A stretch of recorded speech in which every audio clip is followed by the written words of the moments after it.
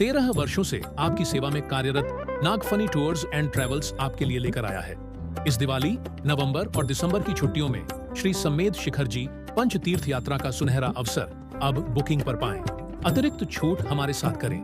एक दिव्य और सुविधाजनक यात्रा जहां मिलेगा आपको शुद्ध जैन भोजन, जैन किचन, कैरावान की सुविधा जो आपकी यात्रा को बनाए संपूर्ण रूप से धार्मिक, सुरक्षित और आरामदायक। तो देर किस बात की, आज ही संपर्क करें महावीर जी एवं भूपेंद्र जी जैन से और बनाएं अपनी तीर्थ यात्रा को अविस्मरणीय।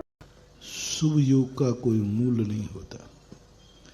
शुभ योग तो रावण ने भी कर लिया था। बिना शुभ योग की सिद्धि नहीं होती। बिना शुभ योग के संसार का वैभव नहीं मिलता।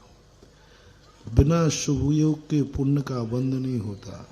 शुभा पुण्य से अशुभा पापस्य। मन वचन काय कर्म योग जब शुभ होते हैं तब पुण्य का बंध होता है। लेकिन उस शुभ योग के साथ यदि शुभ उपयोग हो जाए तो यही शुभ योग संसार को भी संभाल देगा और परमार्थ की तरफ भी ले जाएगा।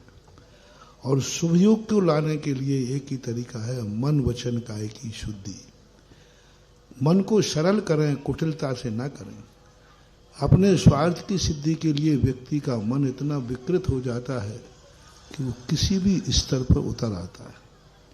उसे भगवान से भी मतलब नहीं है। भगवान के सामने भी यदि इसका एगो पॉइंट आ जाए तो मंदिर की भी बुराई कर देगा, जिस मंदिर से उसकी द्वेष हो जाए।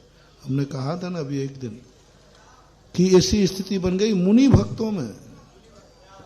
कहने को मुनि भक्त हैं और मुनि भक्त लोग आजकल, मैंने एक बार कहा था ना, आजकल मुनि विरोधियों का, मुनि विरोधी आजकल विरोध कर ही नहीं रहे। मैंने एक बार पूछा, मैंने कि भाई आजकल आपने विरोध करना कैसे छोड़ दिया?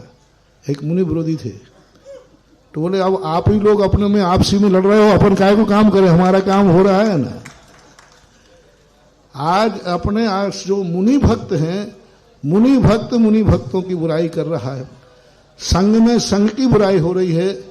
तो अब ये योग जो हैं ये अशुभ योग कहलाते हैं।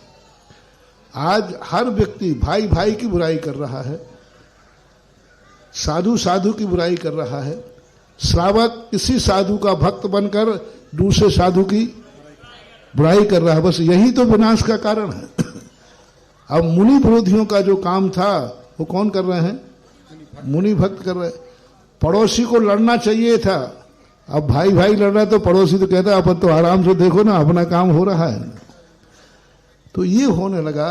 अभी तक कम से कम संघ से बुराई नहीं होती थी, अब तो संघ की। और सबसे बड़ी चीज श्रावक को हमेशा, लेकिन श्रावक भी अपनी रोटियों पर, अपने कसायों को साधु के तवे पर रोटियां सेंक लेता है। ऐसी बात है। तो ये अशुभ योग कहलाता है मन का।